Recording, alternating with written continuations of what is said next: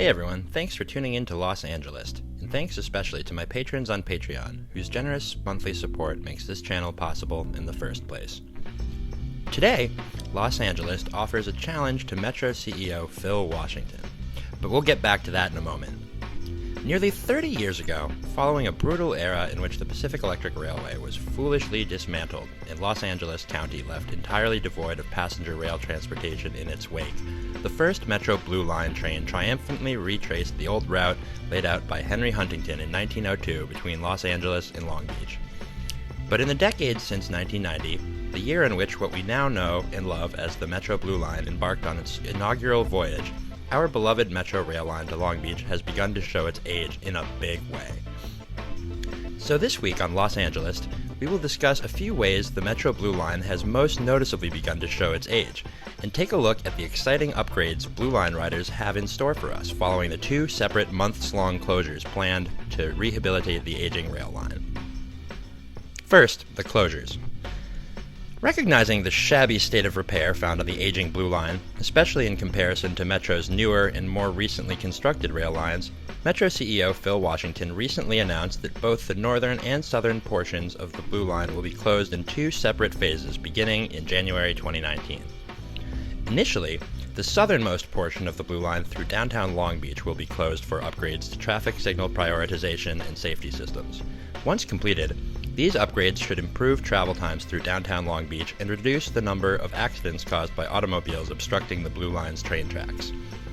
Many such accidents could be prevented if only the street-running portion of the Blue Line along Long Beach Boulevard was better protected by traditional railroad safety equipment, such as crossing gates. Railroad crossing gates make it very clear to drivers, bicyclists, and pedestrians when a train is planning to proceed across an intersection. So if Metro installs those or another equivalent safety feature along the Blue Line's street-running portions, such as in Long Beach, fewer drivers will try to dash in front of approaching trains, and fewer near misses should ultimately mean fewer accidents in total. Additionally, it might also be a good idea for Metro to uncross the tracks in downtown Long Beach as part of the upgrade, so that multiple trains could more easily proceed through the downtown Long Beach Transit Gallery without conflict.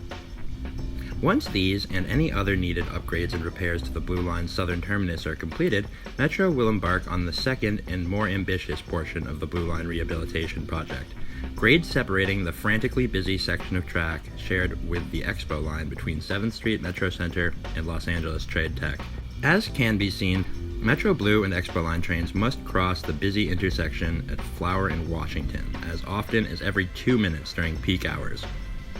As such, Flower Junction has become something of a bottleneck for both the Blue and Expo lines, and Metro has finally appropriated funding to bury the station, which should more or less completely solve the problems for the stretch of track shared with Expo. But what about Washington Boulevard? I live right off of Washington Boulevard, and this street is a mess.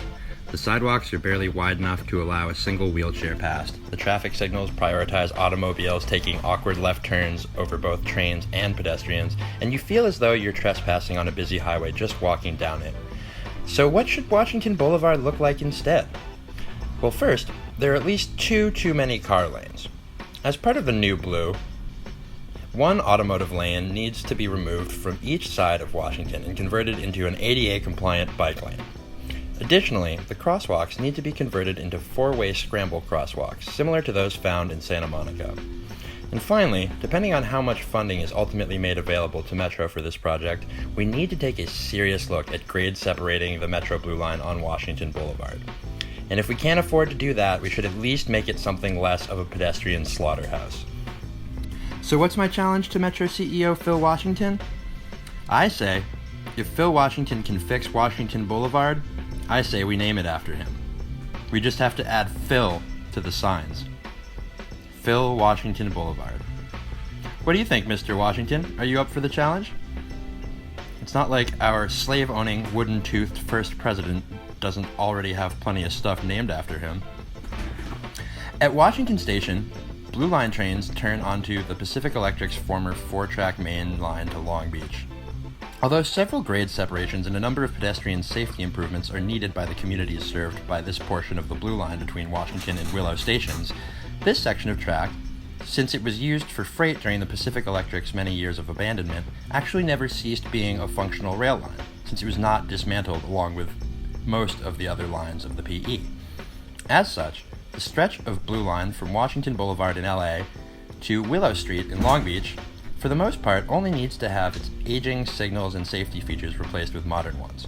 However, there is a distinct and very exciting possibility that one or both of the lightly used freight tracks may be purchased from the Union Pacific, enabling a future Blue Line express service and restoring the Pacific Electric's old 4-track main line to its once and future glory.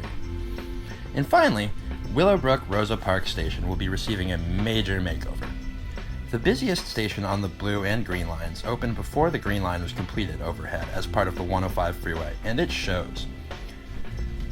The Blue Line platform at Willowbrook Rosa Parks is essentially directly underneath a busy 8-lane freeway that wasn't even there yet when the station was first designed in the 1980s. To address this, Metro will be moving the Blue Line platform out from under the shadow of the hideous 105 freeway and turning Rosa Parks Station back into the vibrant center of Willowbrook community life that it was between 1990 and 1993. 1993 being the year the 105 freeway opened on top of a community that never wanted it there in the first place.